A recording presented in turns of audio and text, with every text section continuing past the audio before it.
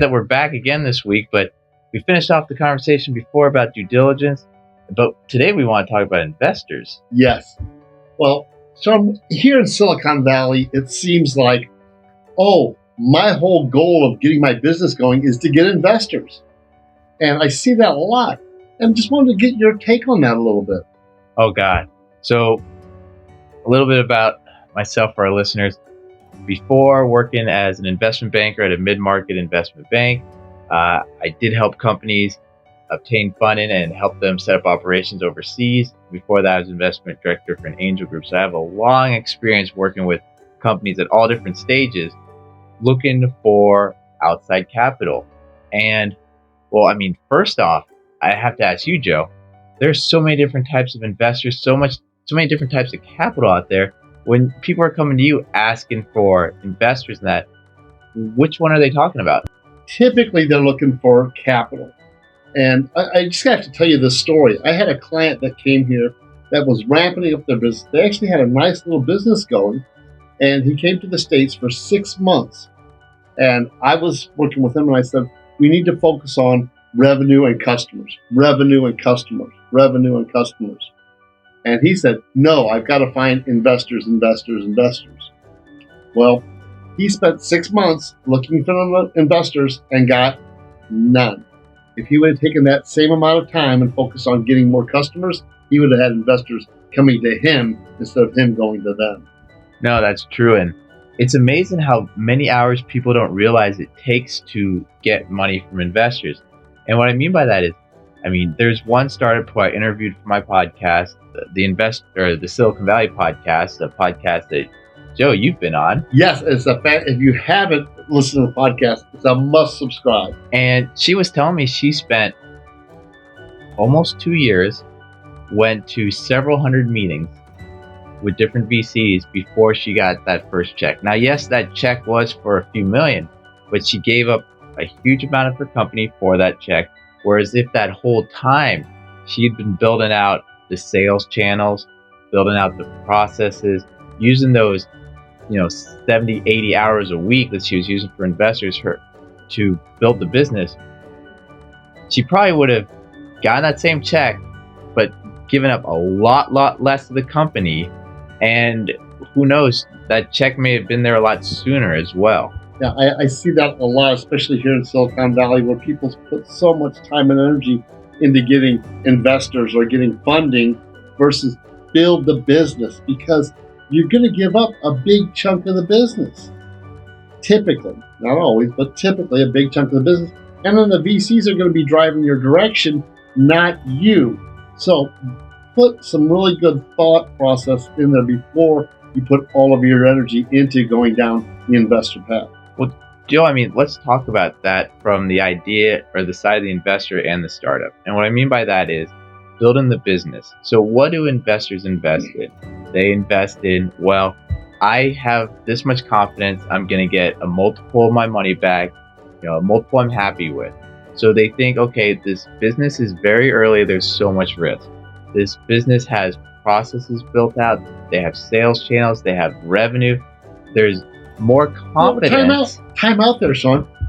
That's what I'm saying is so many times those processes, the systems, those things that are important to an investor aren't there. And that's where the business owner, the business team has got to focus on those fundamentals. You said processes, team, sales, marketing. All those fundamental things must be in place, or recommend they're in place before going to investors, because that's what the investors are looking for. So with that, when that stuff is built out, when there's these sales channels, when there's this predictable model, you have a higher valuation of the company. So when you have a higher valuation of the company and you're going out to the investors, what they're giving you for that $1 million or that $2 million of capital they're infusing into your company, well, if your company is valued at $5 million, that $1 million gets this much equity. If your company is valued at $10 million, that $1 million, you give them less of equity. If that company is valued at $20 million and they're putting one, the amount you give up is so much less with just hitting certain milestones. Now, that's something we can talk about another day. There's a person that was on my podcast, Sam Wong, who has a course on inflection points or milestones for capital raising and strategy behind it. But right now, let's talk more about the types of investors that are out there. Sounds great. So, what do you see as, as a company's getting started, and they need capital? First of all, my take is bootstrap as long as you possibly can. I mean, that's a lot. A lot of people give that same advice. There are some that say take outside capital from day one. I find that's very rare. I'd say the majority of people, especially people that have started companies, will say no, bootstrap as long as possible. Make sure that there's enough runway to have time to raise capital, because it does normally take 6 months, maybe even longer, to raise capital from start to finish. But have that company as far along as possible before, so it has the highest valuation before going out to having the conversation. It's the valuation, and you've seen some of the crazy valuations of some of these TV shows. People just blows my mind on how they don't know their numbers. But the valuation is that what drives the investor? What drives the investor, and when they want to invest? Well, going back to what I said earlier, that quote, what's the likelihood I'm going to get my money back at a multiple I'm happy with? That's something that they're asking themselves. They're looking at a company going, this company is in a high growth sector. This company is growing. If I put in $1 million here, do I get 20, 40, 50 million out later on? I know that it's slim chance, but I need to feel enough confidence in this company to make that bet, because, well, I'm not sure how much detail we can go in right now with our audience, but investors, VCs, and that, they normally think, okay, if I have 10 companies, 6 or 7 fail, 2 or 3, break even, and then 1 makes up for everything. But no one knows who that 1 is. No one knows who those the ones that don't make it.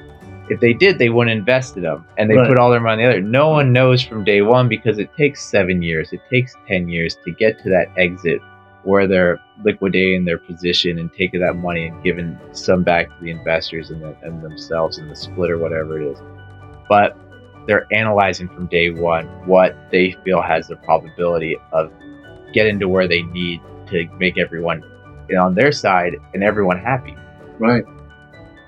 But Joe, I got to ask you though about investors, because let's go a little bit deeper into who they are. Right. Some people think an investor is an investor, but are there different types of investors? Well, I mean, that this a lot of my clients, friends and family, they start off with investing, or you can even get investments from other sources. I've seen some of my clients use their 401k to actually fund their company to get things moving. So there's alternate sources other than going out for outside VC or angel money. There's angel money, there's VC money, there's private equity money. There's lots of different avenues. But as I see it, building the business from the ground up, or getting it started, you got to have the passion and some capital. And where that capital come from, every business is different. What do you see? Well, Joe, I think we should save this for another talk, because I'd really like to go into smart money versus dumb money when you're talking to investors, because I think that's something our listeners might get some benefit from. Oh, I like that. Join us next time for Smart Money versus Dumb Money with Shawn Flynn.